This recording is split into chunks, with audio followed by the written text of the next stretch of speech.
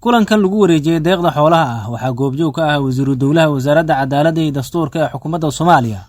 mudane Muumin Sheekh Cumar iyo sidoo kale agaasimaha maamulka iyo maaliyadda wasaaradda wasiiru dowlaha wasaaradda cadaaladda iyo dastuurka ee xukuumadda Soomaaliya Muumin Sheekh Cumar ayaa tilmaamtay in deeqda xoolaha ay maanta ku wareejisay wasaaradda amniga ay qayb ka tahay ballanqaadkii ahaa in la dhiirigeliyo ciidamada sugaya ammaanka caasimadda. waxaan halkaan u joognaa runtii aan rabnaa inaan ku wareejino annagoo ka duuleyna go'aankii golaha wasiirada ka soo baxay oo ahaa in ciidamada la taakuleeyo oo amniga ay sugayeen bishii Ramadaan waan ka soo daan runtii waxaan duruufo jira awgeed iyo howlo qaran awgeed aan ku jirna awgeed in goor hore la soo dadajiyay ahayd waxaan halkaan ku wareejinaynaa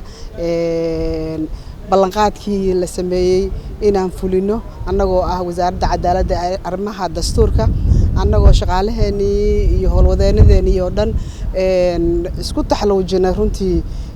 inaan wareejino wixina loogu talagalay meeshaan waxaa noo taagan wasiir dowlaheena iyo wasaaradda amniga runtii ah nin howlkar ah u dhabar adeegay inuu howlaha amniga iyo howlihiisa kaleeto oo guto wasiir waxaan kugu wareejinaynaa ballanqaadkii la sameeyay laga gudoon wasiiru dowlaha wasaaradda amniga ee xukuumadda Soomaaliya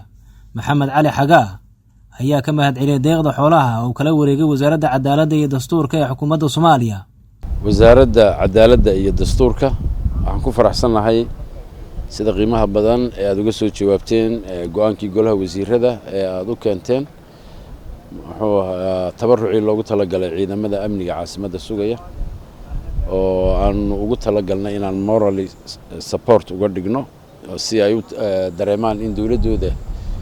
xukuumadooda iyo shacabkooda ay garab taagan yihiin saad ogtihiin xaaladda dalku maraya khawaarijda gabagaba lagu jiraa waa dalka intii laga safeynayay kaliya ayaa hadhay sidaas darteed waxyaabo kale oo badan bay aanu running costiga wasaaraduhu qaataan ka sameyn doonaa si aan u tusno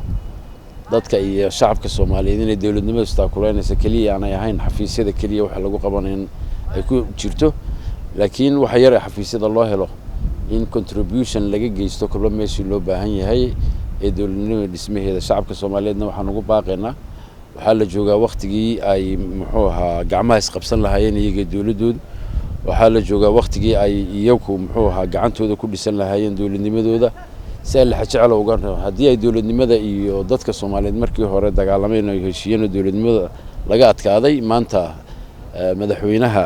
jamhuuriyadda hogaamiyaha dagaalka khawaarijta iyo hogaamiyaha xukuumadda dan qaran labaduba iyo wasiiradu waxay diyaar u yihiin inay shacabkooda la fadhiistaan la tashadaan sida ugu fiican dawladnimada Soomaaliyeed hore loogu sii wada karo laga wada tashado. Mukhtaar Cabdi Ciise Macado warbaahinta qaranka Muqdisho.